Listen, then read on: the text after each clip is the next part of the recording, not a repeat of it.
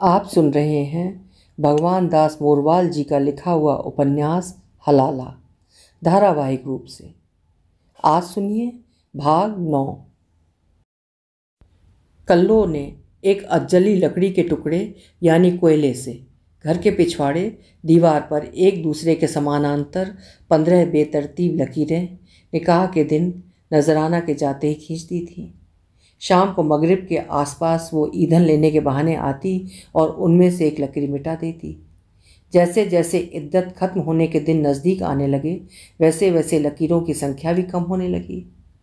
मगर पता नहीं किसी बेख्याली के चलते या सचमुच उसकी चूक के कारण आखिरी दिनों में उसे अपने हिसाब में ऐसा झोल नज़र आया कि आखिर की कुछ लकीरों में वो इस कदर उलझ गई कि उनसे वो पूरी रात बाहर नहीं निकल पाई। न जाने क्यों उनमें से एक लकीर ज़्यादा कट गई। कल्लो का सारा मीज़ान एकाएक गड़बड़ा गया। अपनी इस गलती की तस्दीक के चक्कर में उसकी धड़कनें बढ़ने लगीं। हार कर उसे एक उपाय सूझा कि क्यों ना वो नसीबन से ही जाकर इसकी दरियाफ्त कर ले। इसके 2 फायदे होंगे। पहला ये, उसे अपनी गलती का पता चल जाएगा, और दूसरा ये कि तलाक किस दिन करवाना है ये भी तय हो जाएगा। वरना ऐसा ना हो कि वो इन काली लकीरों में उलझी रह जाए और उधर दिन बीत जाए, यानी वो तलाक के भरोसे बैठी रहे और नजराना नसीबन के कब्जे में चली जाए। वैसे भी आजकल किसी और का क्या, अपनी परछाई तक पर भरोसा नहीं करना चाहिए। नसीबन अभी अभी ज़ुहर की नमाज अदा करके खड़ी हुई है। जा नमाज को समेट दालान में उसे उसकी जगह तय करके खड़ा कर दालान से बाहर आई ही थी कि देखा सामने से कल्लो आ रही है। नसीबन कल्लो को देखकर भी अनदेखा कर गई। उसकी व्यग्रता को, वो भी ऐसे में जब पोते पोतियों की शक्ल देखे 2 महीने को आ रहे हों और बहू के पदचापों व उसकी हंसी की खनक सुनने के लिए कान बेताब हो रहे हों, अच्छी तरह समझ सकती है। काकी आजा। कल्लो के एकदम पास आने पर नसीबन ने दालान में खड़ी चारपाई बिछाते हुए पूछा, बहू की आवभगत की तो पूरी तैयारी चल रही होएगी? तैयारी कहा, मुझे तो ई डर लग रहा है कि यह हरामी हलाला की जगह कुछ और ना आदा से बीच में। ये तो काड़ी की जान को 100 जंजाल वाली बात हो रही है। ना, ऐसी कोई बात ना है। अल्लाह ताला सब ठीक कर दे। वो घबराए मत, वापे यकीन कर, नसीबा ने ढाढ़स बंधाते हुए कहा। निगोड़ी बखत को कुछ पतो ना है, वो दिन भी कहा बात ही, पर बेड़ो गरक होए वह ढेर रसखान को जाने बनी बनाई बात बिगाड़ दी। पतो ना कहाँ सुइया हलालाए उठा लायो। कल्लो एक बार फिर किसी पुरानी चोट की कसक से जैसे बिलबिला उठी। काकी, रोज रोज ऐसी बात ना होवे है। वैसे ही 5 दिन की बात और है। अल्लाह ने चाही तो वह दिन इनको तल्लाक हो ही जाएगो। कल्लो ने मन ही मन हिसाब लगाया तो पाया सचमुच उसी का गणित गड़बड़ था। उसके हिसाब से इद्दत एक दिन पहले ख़त्म हो रही थी, जबकि नसीबन के हिसाब से एक दिन बाद। पूरी तरह तसल्ली होने के बाद जाते जाते कल्लो गुजारिश करते हुए बोली, एक अरज और है कि अगर ई तल्लाक 5 आदमी के आगे होएगो तो कहीं। काकी, ई तो और भी अच्छी बात है, कम से कम कल दुनिया बात तो ना बढ़ाएगी। नसीबन ने अंततः बात खत्म करते हुए कहा, हमने तो काकी आदमी सुना तलाक सु मतलब है। तू बेखटके बहू का आने की तैयारी कर। भले ही अब तू नजराना का पीहर भी खबर पहुंचवा दे कि वह तलाक के दिन लेके आ जाए। अरे इतलू तलाक और उतलू नजराना अपने घर। वापस लौटते हुए कल्लो अपनी नासमझी पर अपने आप को रह रह कोसती रही कि नसीबन जैसी भली औरत की नीयत पर उसने बेवजह शक किया। उसने धीरे से आंखें बंद कर गहरा सांस ले उसे बाहर छोड़ा और ये कहते हुए तेजी से घर की ओर बढ़ गई, या खुदा रहम करियो। सवेरे से ही पूरे गांव में तरह तरह की चर्चाओं का बाजार गर्म है। कुछ एक ने तो यहाँ तक अनुमान लगा लिया कि हो ना हो नजराना को डमरू तलाक ही न दे। बहरहाल इन अफवाहों और चर्चाओं में कितना दम है आज पता चल जाएगा। मर्दों में उत्सुकता, जिज्ञासा या कौतूहल इस बात को लेकर नहीं है कि डमरू नजराना को तलाक देता है या नहीं। उत्सुकता इस बात को लेकर है कि नजराना को तलाक देते वक्त वो कैसा लगेगा। जबकि औरतें ये सोच सोच कर हलकान हुई जा रही हैं कि यह निर्भाग नजराना भी क्या लिखा कर लाई है कि आज वो एक बार फिर तलाक दी जा रही है। माटी पड़े इस हलाला पर जिसने उसे कहीं का नहीं छोड़ा।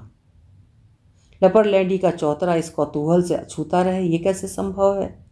लपरलैंडी और फकीरा दोनों के बीच भविष्य की संभावनाओं पर गहन चिंतन कहिए या विमर्श जारी है। यार लपरलैंडी, अगर खुदा न खास्ता या डबरू ने नजराना ना तलाकी तो? फकीरा ने ज़्यादातर जिज्ञासुओं की तरह लपरलैंडी के सामने अपनी जिज्ञासा प्रकट की। तो कहा, रहेगी डमरू के संग? रहेगी मतलब?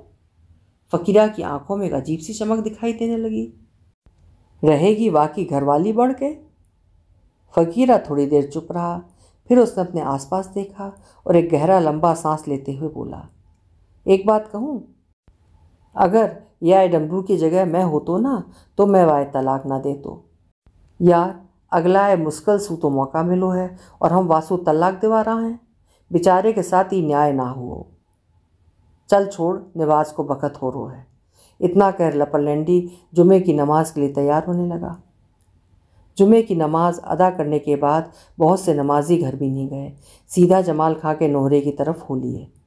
कईयों को ये जिज्ञासा परेशान कर रही है कि क्या नजराना को उसके पीहर से बुला लिया गया है। अगर बुला लिया गया है तो किसके यहाँ ठहरी हुई है, अपने पुराने शौहर नियाज के घर या फिर हाल में डमरू के संग हुए निकाह के बाद अपने नए शौहर के घर। अगर देखा जाए तो आज के दिन ये सवाल बेहद वाजिब और बड़ा है। वैसे ही नजराना रुखी किसके घर है? फकीरा ने सहज भाव से फुसफुसाते हुए पूछा। यार लाख टका की बात तो तैने अब पूछी है, एक मिनट रुक, या को भेद मैं अभी पतो करूँ हूँ। इतना कह लपरलैंडी बड़ी सफाई से अपने बगल में बैठे अकरम की ओर खिसक गया और मौका पाते ही बेहद चौकसी बरतते हुए धीमी आवाज़ में बोला, अकरम तेरी भावजे तो पंचायत में तेरी माँ ही लाएगी। लपरलैंडी ने जितनी चतुराई से शब्दों का चयन कर उन्हें चुभलाते हुए अकरम से पूछा था, उससे अकरम लपरलैंडी के फंदे में फंस गया। पलट कर उसने हैरानी जताते हुए उल्टा लपरलैंडी से पूछा, मेरी माँ का एकू लाएगी? तो फिर और कौन लाएगी? लपरलैंडी ने अकरम की आंखों में आंखें डालकर फंदा कसते हुए कहा, अरे वे लाएंगी जिनके घर वो रुकी हुई है। अकरम ने भोलेपन के साथ जवाब दिया। मैं कुछ समझो ना। लपरलैंडी की आंखें फैलने सिकुड़ने लगीं। या मैं समझना की क्या बात है, वो तो डमरू के घर रुकी हुई है। ऐसे हो ही ना सके यार, कायदा सू या नजराना है तिहारे घर रुकना चाहिए। लपरलैंडी ने अकरम के मन को टटोलते हुए कहा। अरे तो थोड़ी देर पीछे वो हमारे ही घर में ना रहेगी? मुस्कुराते हुए अकरम बोला। ये बात भी तेरी सही है। अपना काम निकाल लपरलैंडी फिर से फकीरा की ओर पलटा और उसके नज़दीक सरकते हुए आंख मारी। डमरू का घर में है। लपरलैंडी की सूचना पर फकीरा की रगों में तेजी से खून दौड़ने लगा। पंचों, अगर सब आगा होएं और सबकी इजाज़त होए तो डमरुए बुलवाएं। पंचों के रूप में बैठे लगभग पौने दर्जन पंचों में से अचानक एक आवाज़ आई। इस आवाज़ को सुनते ही जमाल खां के नोहरे में स्तब्धता सी व्याप्त गई। इसी बीच भीड़ के पीछे प्रकट हुए चेहरे पर नज़र पड़ी तो वही आवाज़ लगभग आदेश देती हुई बोली, अरे रास्ता देओ, आ जाओ मौलवी साहब, ही आ जाओ। एक चारपाई की ओर इशारा करते हुए आग्रह किया उस आवाज़ ने। मौलवी साहब यानी इमाम याह्या खुर्रम ज़मीन पर बैठे हुए लोगों से बचते बचाते आगे आया और उस चारपाई पर बैठ गया। क्या मसला है ये जिसके लिए ये पंचायत बुलाई है? इमाम ने बैठते हुए अपने बगल में बैठे एक बुज़ुर्ग से पूछा। मसला कहा मौलवी साहब, एक छोटो सो तल्लाक को मामलो है, बुज़ुर्ग ने बताया। छोटा सा मामला? इमाम ने बुज़ुर्ग को सुनाते हुए खुद से कहा। मौलवी साहब छोटो सोई है, वो हाजी जी है ना, अरे वही जिसे टटलू सेठ कहवे हैं, वाका छोरा ने अपनी बहू पहले तलाक दी ही। जब तलाक दी तो? अरे वायु फिर सु अपना घर में लाड़ो चाह रो है, मगर वापसी के लिए तो हलाला ज़रूरी है। ये सारा बीज या हलाला का ही तो बोया हुआ है, वरना आज दोनों मर्द बीरबाणी मजासू रह रहा होता।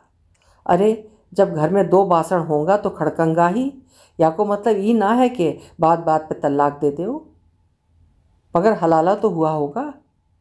इमाम ने जैसे बुज़ुर्ग की बात पर ध्यान नहीं दिया। हाँ वो है ना। किसके साथ हुआ? वही जमाल खां के सबसे छोटो भाई कलसंडा, मेरो मतलब है डमरू के संग। अच्छा अच्छा, उसके संग हुआ है।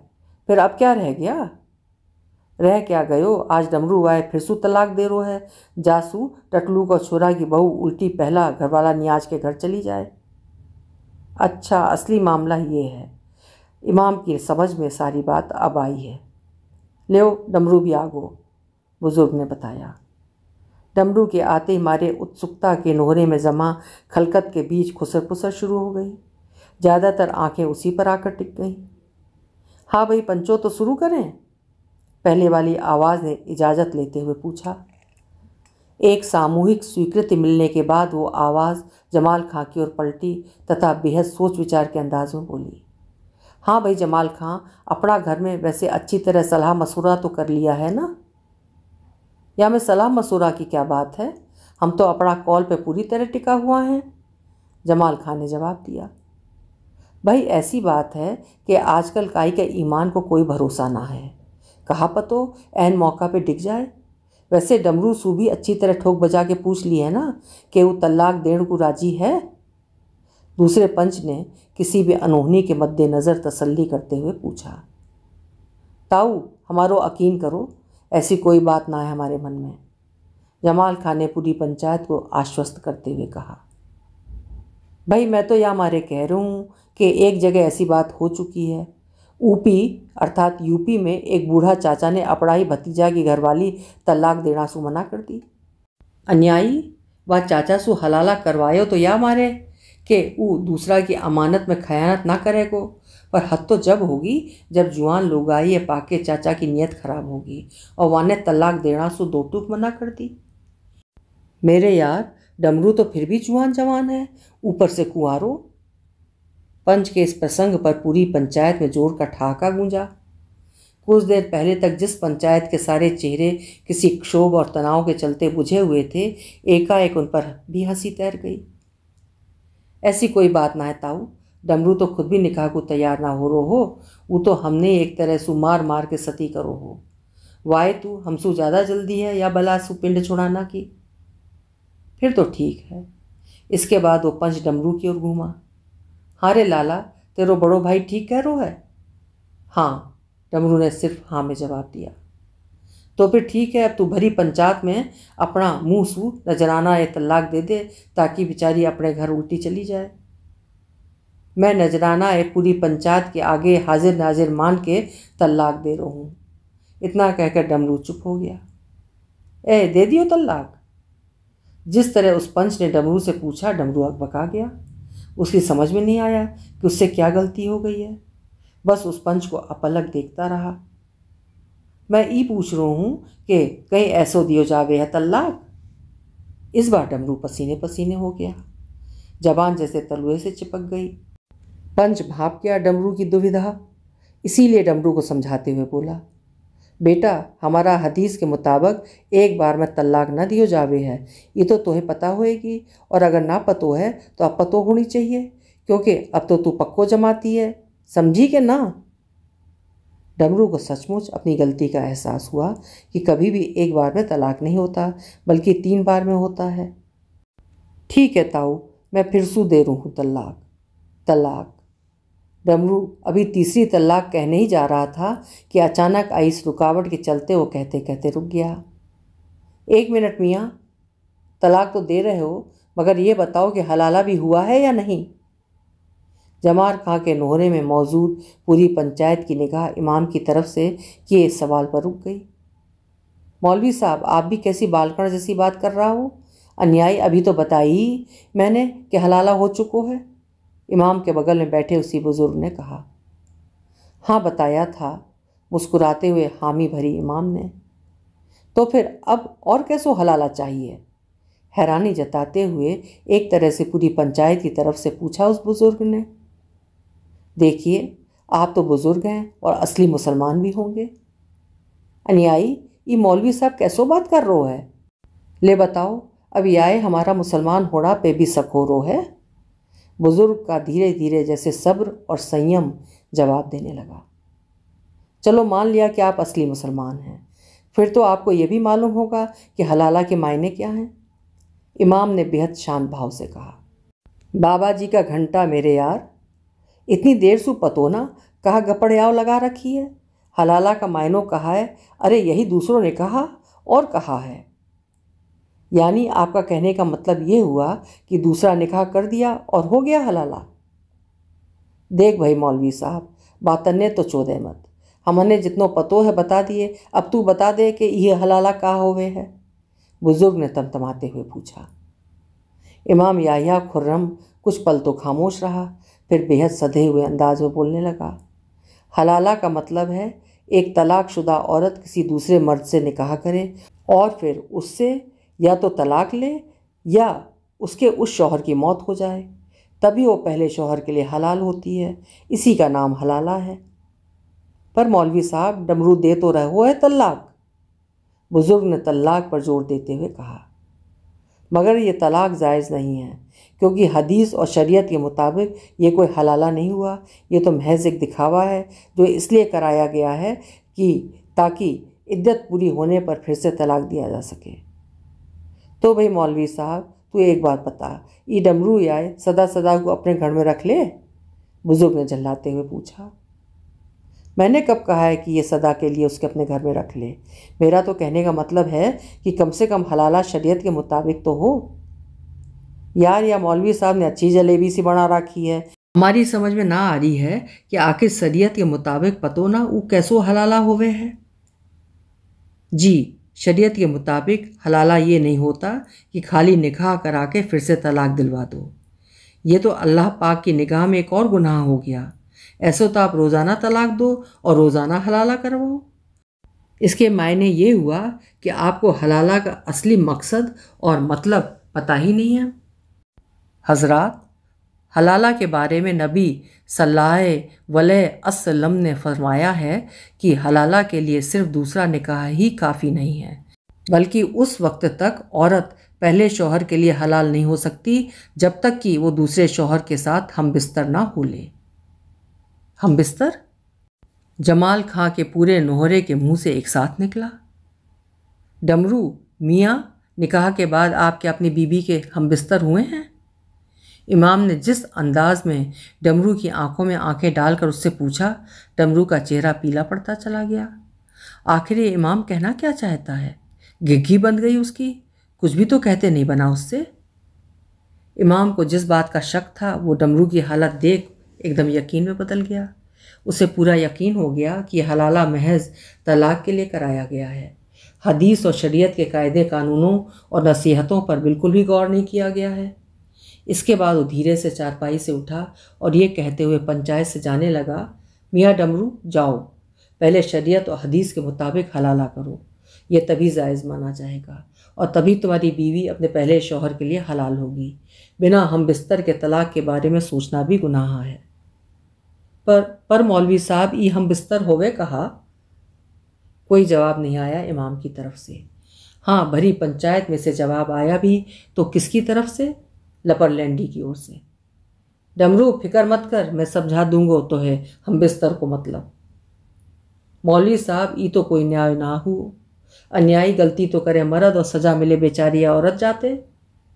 बुजुर्ग शायद भूल गया कि उसके धर्म में अपने धार्मिक ग्रंथों की निंदा करना भी अपने आप में कितना बड़ा गुनाह है। इसीलिए कुरान में लिखा गया है कि औरत तब तक अपने पहले शौहर के लिए हलाल नहीं हो सकती जब तक वो दूसरे मर्द से निकाह ना कर ले। इसका एक मतलब गलती करने वाले मर्द को भी सज़ा देने से है, यानी हलाला का एक सबक मर्द के लिए भी है। सबक ही नहीं बल्कि उसके लिए तो ये एक सज़ा है, क्योंकि ये जानते हुए कि उसकी बीवी पराए मर्द के साथ हम बिस्तर हो चुकी है, तब भी वो उसे दोबारा कबूल करता है। असल में हलाला का एक मकसद ये भी है। अपनी बात कहे इमाम नोहरे से बाहर निकल गया। इमाम याह्या खुर्रम के जाते ही नोहरे में जैसे हड़कंप मच गया। कौन किससे क्या कह रहा है किसी की समझ में कुछ नहीं आ रहा है। डमरू अकबकाया सा बदहवास लोगों से मानो मौन गुहार कर रहा है कि मुझ असहाय को किस मुसीबत में छोड़कर जा रहे हो। इधर जैसी लपरलैंडी पर नवाब की नज़र पड़ी, वो तेजी से उसकी ओर लपका। डोकरी के अपनी लुगाई तो तोपे संभली ना, ऊ तो भगा दी तेली के संका, और या डमरुए हम बिस्तर को मतलब सिखा रो है। मामा घर का पूत कुंवारा डोले और पड़ोसी का नौनो फेरा। तू बाहर चल, तो जब देखूंगा। मारे गुस्से के नवाब खां आपे से बाहर हो गया। कमाल खां ने तुरंत अपने छोटे भाई को पकड़ लिया। यार यामे या लपरलैंडी को कहा कसूर है? अरे असली जिनाह तो ई मौलवी करारो है। मेरी एक बात समझ में ना आ रही है कि जब ई डमरू अपनी राजी सु तलाक दे रो है तो या में ई हम बिस्तर कहाँ सु आ घुसो। बेमतलब या मौलवी ने एक नयो सांग और रोक दियो। हम बिस्तर का अर्थ कुछ की समझ में आया और कुछ की नहीं।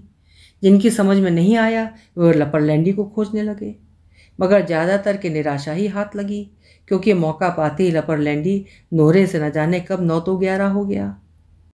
धीरे धीरे नोहरा खाली होने लगा। जाते जाते अचानक वही बुजुर्ग रुका और जितने लोग बच गए उन्हें सुनाते हुए बोला, यह हलाला का नाम पे इन मुफ्ती मौलविन ने हराम मचा रखो है। असल बात तो ये है कि यही हलाला करवाता डोले हैं। अरे पहले आपस में तलाक करवा दो और पीछे खुद ही हलाला कर दो। ना भाई, हमारी तो यह मौलवी की बात समझ में ना आई कि हम बिस्तर हुए बिना तलाक के बारे में सोचिए भी मत। नोहरे में डमरू एक तरफ अकेला गुमसुम बैठा हुआ है। उसकी समझ में नहीं आ रहा है कि आखिर इस भंवर से वो कैसे निकले। ये हम बिस्तर है क्या भला, जिसके बिना तलाक के बारे में सोचना भी गुनाह है। एक एक करके लोग कुछ नजराना के नसीब को तो कुछ दाल भात में अचानक घुस आए इस मूसरचंद यानी इमाम को कोसते हुए नोहरे से जाने लगे। हाजी खुदा बख्श यानी टटलू सेठ और नियाज दोनों बाप बेटे जैसे ठगे से रह गए। वे भी उठे और भारी कदमों से निराशा के साथ अपने घर की ओर बढ़ लिए। जमाल खां, कमाल खां और नवाब तीनों भाई डमरू के पास आ गए। जमाल खां ने सबसे बड़े भाई का फ़र्ज़ अदा करते हुए डमरू का बाजू पकड़ा और उसे उठाते हुए बोला, चल खड़ो हो, घबराए मत, अल्लाह ने चाही तो जल्दी ही सब ठीक हो जाएगा। भाइयों के इस स्नेह पर डमरू रेत के डूह सा ढह गया। अल्लाह तो सब ठीक कर देगो, पर अन्यायी पहले कोई मोए ई तो बताए कि ई हम बिस्तर आखिर होवे का भला है। तीनों भाइयों में से किसी को उम्मीद नहीं थी कि डमरू उनसे ये पूछ बैठेगा। यार तुम समझाओ यार, हम बिस्तर को मतलब ई भी कोरो बावलंडी है। झल्लाते हुए जमाल खान ने डमरू को छोड़ दिया। जिस्म का जो वज़न जमाल खान ने संभाले हुए था उसको छोड़ते ही डमरू खच्च से ज़मीन पर वापस बैठ गया। पाँव पटकते हुए जमाल खान नोहरे से निकल आया। डमरू के पास रह गए कमाल खां और नवाब खां में से कोई कुछ नहीं बोला। क्या बोलते, कौन समझाता उसे इस हम बिस्तर का मतलब। हार कर कमाल खां ही बोला, ऐसो कर सांझ लुआ लपरलैंडी पे चले जाइयो, वही समझा देगो तो है हम बिस्तर को मतलब। आयो हम बिस्तर को चोदो। चल रहे नवाब, हमारा भाई भावज ने अच्छी भलमनसाहत मोल ली। अपना गुस्सा जमाल खां और नसीबन पर उतारता हुआ कमाल खां तेजी से नोहरे से चला गया। उसके पीछे पीछे नवाब भी हो लिया। भाई भाई करते किसी अंधे जजीरे पर डमरू एकदम अकेला रह गया। दूर दूर तक जहाँ भी उसकी नज़र गई सहारे के लिए कोई नहीं दिखा। एक निर्जन टापू पर बिल्कुल अकेला रह गया डमरू। हाजी खुदा बख्श यानी टटलू सेठ के घर में हाहाकार मच गया। कल्लो तो गश खाकर गिरते गिरते बची। आखिर वही हुआ जिसका डर था। पहले रसखान ने और अब इस इमाम ने जैसे उसकी दुनिया ही उजाड़ दी। ये भला हलाला हुआ जिसने एक नहीं बल्कि 2-2 घरों का अमन चैन छीन लिया। मामला सुलझने के बजाय दिन पर दिन और उलझता जा रहा है। अब इस इमाम ने एक नया बीज बो दिया कि बिना हम बिस्तर के तलाक जायज़ नहीं होगा। मन थोड़ा ठिकाने लगा तो उसने हाजी जी को बैठक से बुलवाया। हाजी जी यानी टटलू को उसी समय अंदाज़ा हो गया कि घर से क्यों बुलावा आया है। वो ना चाहते हुए भी उस थके हुए धावक की तरह बमुश्किल चलकर आया जिसका पोर पोर एक लंबी दौड़ के बाद ऐंठने लगता है। हाँ बोल, कैसे बुलावो भेजो है? टटलू ने कल्लों के पास बैठी बहुओं को सुनाते हुए पूछा। कल्लों ने पहले बहुओं पर नज़र मारी और फिर उन्हें हुक्म देती हुई बोली, थोड़ी देर दूसरे कोठा में जाके बैठो, मोहे तिहारा ससुर सु एक ज़रूरी बात करनी है। सास का आदेश सुन बहुएं वहाँ से उठकर चली गईं। उनके जाते ही कल्लों ने सावधानी बरतते हुए पहले अपने आसपास देखा और फिर पति के चेहरे पर नज़र गड़ाते हुए पूछा, या ढेठ मौलवी ने जैसी कही है वैसो करवाना ज़रूरी है? अब मैं कैसे बताऊं? अगर मौलवी साहब कह रो है तो ठीक ही कह रो है को। मौलवी तो ई भी कह रहो है कि हमारा नबी ने ई भी कही बताई कि नजराना नियाज को जब तलक हलाल ना होएगी जब तलक वो डमरू के संग सोना लेगी। ए या कलसंडा के संग, यानी अपनी शकल भी देखी है शीशा में जो हमारी हूर जैसी बहू के संग सोएगो। कल्लो ने दांत पीसते हुए कहा। राण धीरे बोल।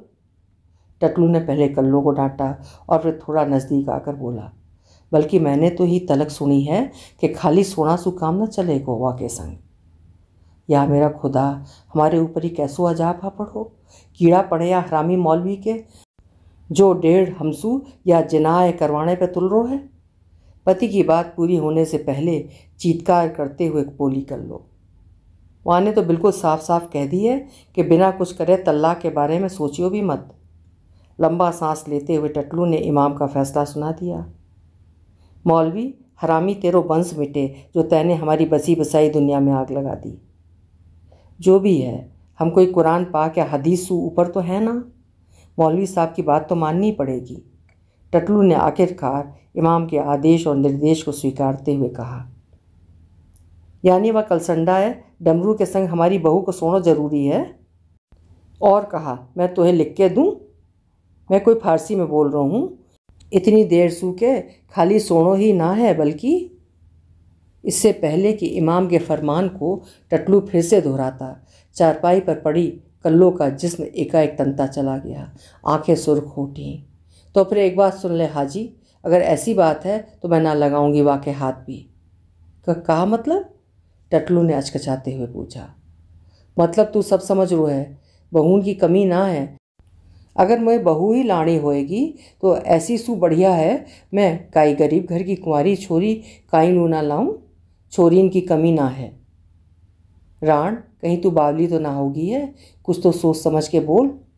टकलू ने कल्लो को डांट दिया। बहुत सोच समझ के कह रही हूँ, ऐसी बहू को लाके अब हम क्या करेंगे जो दुनिया के नीचे सोती डोले। कल्लो के मुंह से झाग गिरने लगा। और जो ये 3 बालक हैं वह कहाँ जाएंगे? जाएंगे कहाँ, मैं पालूंगी। कल्लो ने पूरी आत्मविश्वास के साथ उत्तर दिया। हाजी खुदा बख्श ने बीबी का ये रूप देखा तो उसे देखता रह गया। उसे न अपने कानों पर यकीन हो रहा है, न अपनी आंखों पर भरोसा कि ये वही कल्लो है जो नसीबन के आगे झोली पसार अपनी इसी बहू को अपनी झोली में डालने के लिए गुहार कर रही थी। ये वही कल्लो है जो इसी बहू को वापस लाने के लिए ज़िंदगी भर के लिए नसीबन और जमाल खां का ताबेदार होने की दुहाई दे रही थी।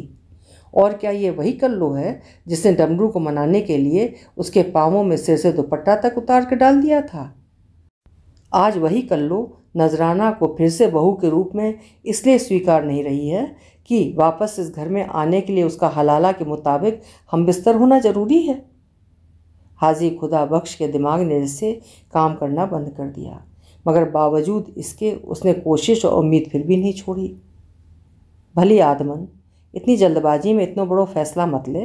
अल्लाह ताला ज़रूर हमारी मदद करेगो, हमारे ऊपर रहम करेगो, ज़रूर कोई ना कोई रास्ता निकालेगो। अभी 5-7 दिन होने दे, फिर सोचूंगा कुछ। देख मोहे ना है कुछ सोचना विचारने की ज़रूरत। और चल, थोड़ी देर को मैं तेरी बात मान भी लूँ, पर दुनिया कैसे समझाओगे? दुनिया और तेरी बहू हमने और तेरी वह नजराना है नोच नोच के खा जाएंगी। तू ना जाने या औरत की जात है। कल्लो जैसे हाँफने लगी। अरे तो फिर मैं या बेटी चोद हलाला को कहा करूं? हाजी खुदा बख्श जैसे टूट गया। हलाला गयो मेरे बाप के चौदा चूल्हा में। तेरा या हलाला के चक्कर में ही तो आज ही नौबत आई है। भट्टी में जा, तू ना जीण देगी मोहे। जैसी तेरे जी में आए कर। सामाजिक धार्मिक रूढ़ियों की नुकीली बर्छियों पर जख्मी पड़े भीष्म की तरह हाजी खुदा बख्श ने पस्त होते हुए जैसे सब नियति और कल्लों पर छोड़ दिया और लगभग लड़खड़ाते कदमों से वापस बैठक में लौट गया। उपन्यास हलाला की कहानी जारी रहेगी अगले भाग में।